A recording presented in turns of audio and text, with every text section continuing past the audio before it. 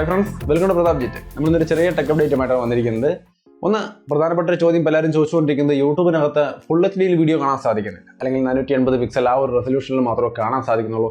ഇത് ഫോണിന്റെ കംപ്ലൈന്റ് ആണോ, അല്ലെങ്കിൽ വീഡിയോ അപ്ലോഡ് ചെയ്യുന്ന ഞങ്ങൾ ക്രിയേറ്റേഴ്സ് ചെയ്യുന്ന പരിപാടിയാണോ എന്നൊക്കെ ചോദിച്ചുകൊണ്ട് ഒരുപാട് സുഹൃത്തുക്കൾ കമന്റ് ചെയ്യുന്നുണ്ട്. ഇത് ക്രിയേറ്റേഴ്സ് ചെയ്യുന്നതോ ഫോണിന്റെ കംപ്ലൈന്റോ ഒന്നുമല്ല, ഇത് യൂട്യൂബ് ചെയ്തിരിക്കുന്നതാണ്. അതിന്റെ ഉദ്ദേശം, നമ്മളിപ്പോൾ കൊറോണ കാരണം നമ്മൾ രാജ്യത്ത് ലോക്ക്ഡൗൺ ആണ്, എല്ലാവരും വീട്ടിൽ തന്നെ ഇരിക്കുകയാണ്. അപ്പോൾ സാധാരണ യൂട്യൂബിലൊക്കെ വീഡിയോ കാണുന്നതിനേക്കാൾ ഒരുപാട് അധികം ആൾക്കാരാണ് ഇപ്പോൾ യൂട്യൂബിൽ ഫുൾ എച്ച് ഡിയിലൊക്കെ വീഡിയോ സ്ട്രീം ചെയ്ത് കണ്ടുകൊണ്ടിരിക്കുന്നത്. അതുകൊണ്ട് തന്നെ നമുക്ക് നെറ്റ്വർക്കിനകത്ത് ഓവർലോഡ് വരാനും പല തരത്തിലുള്ള ഇഷ്യൂസ് വരാനും സാധ്യതയുണ്ട്. അപ്പോൾ ഈ ഒരു ഓവർലോഡ് ഒഴിവാക്കാൻ വേണ്ടി ഈ ഹൈ ഡെഫിനിഷനും 4Kയും ഒക്കെ ഒഴിവാക്കിക്കൊണ്ട് ജസ്റ്റ് 480 എന്ന് പറയുന്ന റെസൊല്യൂഷനിലേക്ക് യൂട്യൂബിൻ്റെ പ്ലേ ബാക്കിനെ യൂട്യൂബ് തന്നെ ലിമിറ്റ് ചെയ്തിരിക്കുകയാണ്. അതുകൊണ്ടാണ് നമുക്ക് ഈ ഒരു 480 എന്നൊരു ലിമിറ്റ് വന്നിരിക്കുന്നത്. ഫുൾ എച്ച് ഡിയിൽ നമുക്ക് സ്ട്രീം ചെയ്യാൻ സാധിക്കാതെ. പിന്നെ ഇത് ലോക്ക്ഡൗൺ കഴിയുമ്പോൾ ഇത് മാറുകയും ചെയ്യും. ഇങ്ങനെ ഒരു കാര്യത്തിലുള്ള ഒരു ചെറിയ പ്രധാനപ്പെട്ട ഒരു കാര്യം കൂടി പറയാനുള്ളതെന്ന് വെച്ച് കഴിഞ്ഞാൽ, ഈ ഒരു പറയുന്ന ലിമിറ്റ് 480 പിക്സൽ എന്ന റെസൊല്യൂഷൻ ലിമിറ്റ് എന്ന് പറയുന്നത് ഫോണുകളിലാണ്. ആൻഡ്രോയിഡ് യൂട്യൂബ് ആപ്ലിക്കേഷൻ അല്ലെങ്കിൽ iOSലെ യൂട്യൂബ് ആപ്ലിക്കേഷൻ, ഈ ആപ്ലിക്കേഷനുകളിലാണ് ഈ ഒരു സംഭവം. അതായത് ഡെസ്ക്ടോപ്പിൽ, കമ്പ്യൂട്ടറിനകത്തുള്ള ഡെസ്ക്ടോപ്പിൽ നമുക്ക് ഫുൾ എച്ച് ഡിയിലോ 4Kയിലോ കാണുന്നതിന് യാതൊരു ലിമിറ്റും ഇല്ല. ഇപ്പോഴും അങ്ങനെ വരുത്തിയിട്ടില്ല. കൂടുതൽ ആൾക്കാരും 400 മില്യണിലധികം ആൾക്കാർ ഇപ്പോഴും ഫോണാണ് ഡിപ്പെൻഡ് ചെയ്യുന്നത് പല സ്ട്രീമിങ്ങിനും കാര്യങ്ങളൊക്കെ. അത് നമുക്കറിയാം, ഇന്ത്യയുടെ അവസ്ഥ അതാണ്. അതുകൊണ്ട് തന്നെ ഇത് ലിമിറ്റ് ചെയ്താൽ തന്നെ ഒരു വിധത്തിലുള്ള പ്രശ്നങ്ങളൊക്കെ തീരുമെന്നുള്ളത് യൂട്യൂബിനും അറിയാം. യൂട്യൂബിന് മാത്രമല്ല, എല്ലാ കമ്പനികളും അങ്ങനെ തന്നെയാണ് ചെയ്യുന്നത്. ഹോട്ട്സ്റ്റാർ ചെയ്യുന്നുണ്ട്, അതേപോലെ വാട്സപ്പിൽ ഇപ്പോൾ ലിമിറ്റ് ചെയ്തിട്ടുണ്ട്. അവരുടെ സ്റ്റാറ്റസ് വീഡിയോ 15 സെക്കൻഡായിട്ട് കുറച്ചിട്ടുണ്ട്.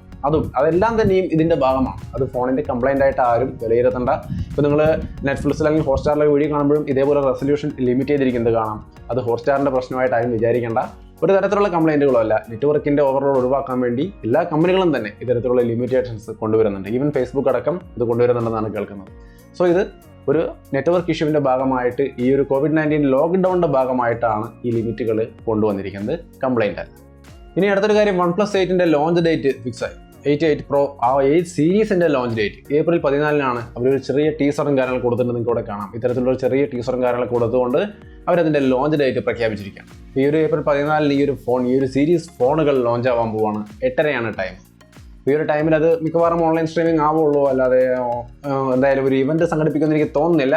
മേ ബി എന്താണെന്നുള്ള കാര്യം നമുക്കറിയില്ല. എന്തായാലും ഇപ്പോഴേക്ക് ലോഞ്ച് ഡേറ്റ് 14 സെറ്റ് ചെയ്തിരിക്കുന്നത്. 8 ലൈറ്റ് അതിൽ ഉണ്ടാവുമോ നമുക്കറിയില്ല. 8 സീരീസ് എന്നാണ് പറയുന്നത്.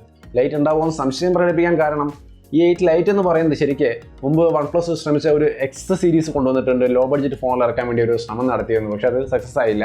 അപ്പോൾ ആ ഒരു ഫോണിൻ്റെ ഒരു തിരിച്ചുവരവായിരിക്കും ഈ ഫോൺ എന്നാണ് പറയുന്നത്. ഇതിൻ്റെ പേര് 8 ലൈറ്റ് എന്നായിരിക്കില്ല, OnePlus Z എന്നായിരിക്കും എന്നും കേൾക്കുന്നുണ്ട്, OnePlus Z എന്നായിരിക്കും എന്നും കേൾക്കുന്നുണ്ട്. അപ്പോൾ അത് വേറെ സീരീസാണ്. അതുകൊണ്ട് തന്നെ 8 സീരീസ് എന്ന് പറയുമ്പോൾ ആ കൂട്ടത്തിൽ ലൈറ്റ് ഉണ്ടാവാനുള്ള സാധ്യത കുറവാണ്. 8ഉം 8 Proയും ആയിരിക്കും വരാൻ പോകുന്നത് ഈ 14 ചിലപ്പോൾ അതും വന്നേക്കാം. എങ്കിലും ഈ 2 ഫോണുകളുടെ ലോഞ്ച് ചെയ്യുന്ന രീതിയിലാണ് ഇപ്പോൾ ഈ ഒരു ടീസർ നമ്മുടെ മുമ്പിലേക്ക് എത്തിയിരിക്കുന്നത്. ഫോണുകളുടെ ഇമേജും കാര്യങ്ങളൊക്കെ നിങ്ങൾക്ക് ഇവിടെ കാണാം. പല തരത്തിലുള്ള കളറുകളും നല്ല ഡിസൈനും, ബ്ലാക്കും ഗ്രേയും, അതേപോലെ തന്നെ ഒരു പ്രത്യേക സ്റ്റൈലിഷ് കളറും കാര്യങ്ങളൊക്കെ കൊടുത്തിട്ടുണ്ട്. എല്ലാം തന്നെ നല്ല ഇൻട്രസ്റ്റിംഗ് ആയിട്ടുണ്ട്. ഇമേജുകൾ പല സോഴ്സുകളിൽ നിന്ന് ലീക്കായി കിട്ടിയിട്ടുള്ളതാണ്, ഒഫീഷ്യലായിട്ട് വന്നിട്ടുള്ളതല്ല.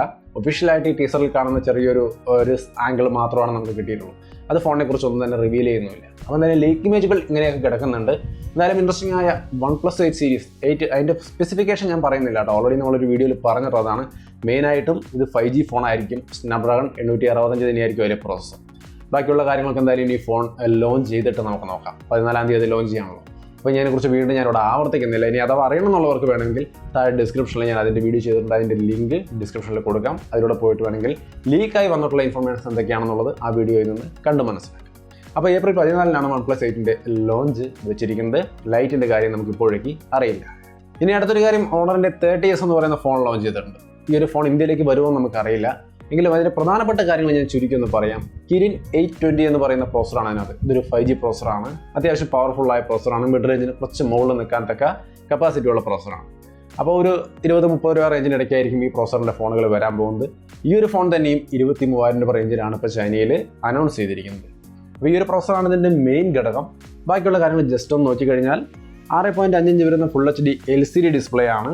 5 ഹോൾ ക്യാമറയിൽ ഒരു 16 മെഗാപിക്സൽ സെൽഫിയും, അതേപോലെ 64 മെഗാപിക്സലിൻ്റെ മെയിൻ ക്യാമറ, 8 മെഗാപിക്സലിൻ്റെ ടെലിഫോട്ടോ ലെൻസ്, അതിനകത്ത് 3x ഒപ്റ്റിക്കൽ സൂമും 20x ഹൈബ്രിഡ് സൂമും സപ്പോർട്ട് ചെയ്യുന്നുണ്ട്. അപ്പോൾ ഇത്തിരി സൂമിങ് കേപ്പബിലിറ്റിയൊക്കെ ഉള്ള ഒരു ക്യാമറ സെറ്റപ്പാണിത്. മെയിൻ ക്യാമറ 64-ന് പുറമെ ടെലിഫോട്ടോ ലെൻസിലാണ് നമുക്ക് ഈ പറയുന്ന ഫീച്ചേഴ്സൊക്കെ അവൈലബിൾ ആവുന്നത്. പിന്നെ 8 മെഗാപിക്സലിൻ്റെ വൈഡ് ആംഗിൾ ക്യാമറയും 2 മെഗാപിക്സലിൻ്റെ ഡെപ്ത് സെൻസറുമാണ് ഇതിനകത്ത് വരുന്നത്. പിന്നെ ഇതിനൊപ്പം വരുന്ന ബാറ്ററി 4000 mAh ആണ്. 40 വാട്ടിന്റെ ഫാസ്റ്റ് ചാർജിങ് ഈ ഒരു ഡിവൈസ് സപ്പോർട്ട് ചെയ്യുന്നുണ്ട്. അത്യാവശ്യം പവർഫുൾ ആയ ഒരു ഡിവൈസ് തന്നെയാണ് അവർ ലോഞ്ച് ചെയ്തിരിക്കുന്നത്. പക്ഷെ നമുക്കറിയാം ഗൂഗിളുമായിട്ടുള്ള പ്രശ്നങ്ങൾ, അപ്പോൾ അത് ഇന്ത്യയിലേക്ക് വരുമ്പോൾ എങ്ങനെ ഉണ്ടാവും കാര്യങ്ങളൊന്നും നമുക്കറിയില്ല. വരുമെന്ന് തന്നെയും അറിയില്ല. ഓണർ ഈ അടുത്ത കാലത്തൊന്നും ഓണർ ഫോണുകളോ അല്ലെങ്കിൽ ഹുവാവേ ഫോണുകളോ ഇന്ത്യയിൽ ലോഞ്ച് ആയിട്ടില്ല. അപ്പോൾ അതിനെക്കുറിച്ച് കൂടുതലൊക്കെ ഇതിലേക്ക് വരികയാണെങ്കിൽ ഞാൻ വിശദമായിട്ട് വേറെ വീഡിയോയിൽ പറയാം. എന്തായാലും അതിൻ്റെ ലുക്കും കാര്യങ്ങളൊക്കെ എങ്ങനെയാണ്, പ്രധാനപ്പെട്ട കാര്യങ്ങൾ ഇതൊക്കെയാണ്. ഓണർ ഫോണുകൾ ഇഷ്ടപ്പെടുന്നവർക്ക് ഇതൊന്ന് നോട്ട് ചെയ്ത് വെക്കാം. അപ്പോൾ ഈ ഒരു ഫോൺ ഇന്ത്യയിലേക്ക് വരികയാണെങ്കിൽ ഒരു 5G ഫോൺ കൂടി, ഒരു ബ്രാൻഡിൽ നിന്ന് കൂടി നമുക്കൊരു 5G ഫോൺ, അതും 23,000 രൂപ റേഞ്ചിലാണ് ഇത് ചൈനയിൽ ലോഞ്ച് ചെയ്തിരിക്കുന്നത് ആലോചിക്കണം. അപ്പം നല്ലൊരു ബഡ്ജറ്റ് ഫ്രണ്ട്ലി പ്രൈസിൽ നമുക്ക് ഒരു 5G ഫോൺ കൂടി ചിലപ്പോൾ കിട്ടിയേക്കാം. ഇനി അടുത്തൊരു കാര്യം, വളരെ സർപ്രൈസിംഗ് ആയിട്ട് iPhone 9 ഇതിപ്പോഴൊന്നും ലോഞ്ച് ആവില്ല എന്ന് ഏറെക്കുറെ ഇപ്പോൾ എല്ലാവരും വിചാരിച്ചിരിക്കുന്ന ഒരു സംഭവമാണ്. ആ സംഭവം ഇന്ന് 31-ാം തീയതിയോ അല്ലെങ്കിൽ ഏറ്റവും അടുത്ത ദിവസം തന്നെയോ ഈ ഒരു പ്രൊഡക്റ്റ് ലോഞ്ച് ചെയ്യുമെന്നാണ് കേൾക്കുന്നത്. ഒരുപക്ഷെ ഈ വീഡിയോ പബ്ലിഷ് ആകുമ്പോഴേക്കും ആ പ്രൊഡക്റ്റ് ലോഞ്ച് ആയേക്കാം. പക്ഷെ അതിനെക്കുറിച്ച് കൃത്യമായിട്ടൊരു കാര്യം ആപ്പിൾ പറഞ്ഞിട്ടില്ല. എന്തായാലും ഈ ഒരു ഫോൺ ഏറ്റവും അടുത്ത് തന്നെ ലോഞ്ച് ചെയ്യുന്നുള്ളതാണ് ഇപ്പോൾ ഏറ്റവും പുതിയ വിവരങ്ങൾ. എന്തായാലും ലോഞ്ച് ചെയ്ത് കഴിയുമ്പോൾ അതിനെക്കുറിച്ച് കൂടുതൽ വിശദമായിട്ട് പറയാം. ഇതിൻ്റെ പ്രൈസ് 30,000 രൂപ റേഞ്ചിലാണ് എക്സ്പെക്ട് ചെയ്യുന്നത്. നമ്മുടെ iPhone 7 പ്ലസോ അല്ലെങ്കിൽ 8ൻ്റെ ഒക്കെ ഒരു സ്റ്റൈലിലാണ്. ഏറ്റവും പുതിയ പ്രൊസറും കാര്യങ്ങളൊക്കെ വെച്ചുകൊണ്ട് പവർഫുള്ളായ ഐഫോൺ തന്നെയായിരിക്കും. പക്ഷേ 30,000 രൂപയ്ക്ക് അത് കിട്ടുന്നു എന്നുള്ളത് എന്തായാലും ഇൻട്രസ്റ്റിംഗ് ആണ്. ബഡ്ജറ്റ് റേഞ്ചിലേക്ക് iPhone ഇറങ്ങി വരിക എന്ന് പറഞ്ഞാൽ ഒരുപാട് പേർക്ക് താല്പര്യം ഉണ്ടാകുമെന്നാണ് എനിക്ക് തോന്നുന്നത്. പക്ഷേ അതിനെക്കുറിച്ചുള്ള വിവരങ്ങൾ എന്തായാലും 1-2 ദിവസത്തിനുള്ളിൽ നമുക്ക് ക്ലിയർ ആയിട്ട് മനസ്സിലാവും. അപ്പോൾ അത്രയുമാണ് ഇന്നത്തെ ഒരു ചെറിയ ടെക് അപ്ഡേറ്റ്. വീഡിയോ ഇഷ്ടപ്പെട്ടാൽ ലൈക്ക് ചെയ്തും ഷെയർ ചെയ്തൊക്കെ നമ്മളെ സപ്പോർട്ട് ചെയ്യുക. വീണ്ടും മറ്റൊരു വീഡിയോ ആയിട്ട് കണ്ടുമുട്ടാം. ബൈ.